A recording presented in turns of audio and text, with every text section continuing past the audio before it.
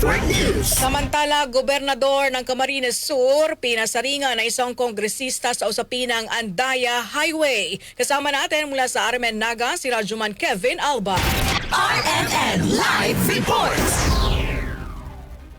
Pinasaringan ni Gobernador Elroy Villaferte ang isang kongresista sa probinsya ng Camarines Sur dahil sa umano'y pagpapaepal nito sa usapin ng Andaya Highway. Ayon kay Villaferte, first in line in credit, last in line for effort ang naturang kongresista. Kailangan anyang unahin ito ang ilang problema sa kanyang distrito, katulad na lamang ng kontrobersyal na Plaza Quezon, hindi masimulan na pambansang pabahay ng gobyerno sa Naga at problema sa Diversion Road Pili imbis na magpaepal. Paniniwala naman ng iba, si 3rd District Congressman Nelson Legacion ang pinapasaringan ng gobernador. Si Legacion kasi ang itinuturong isa sa mga naging dahilan kung bakit nabigyang pansin ang problema sa Andaya Highway matapos ang kanyang privilege speech sa House of Representatives noong November 25, 2025 na naging rason naman upang bisitahin ni Secretary Vince Dizon ng DPWH ang naturang kalsada. Sa paliwanag naman ni Legacion sa kanyang Facebook page, sinabi nitong nagmamalasakit lang umano siya.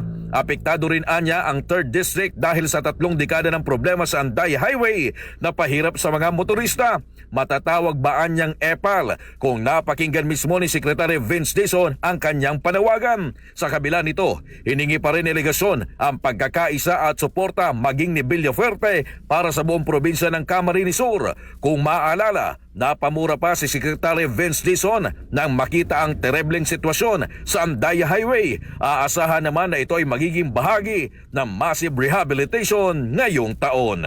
Mula dito sa RMN DWNX Naga, Rajuman Kevin Alba, Tatak, RMN RMN Network News.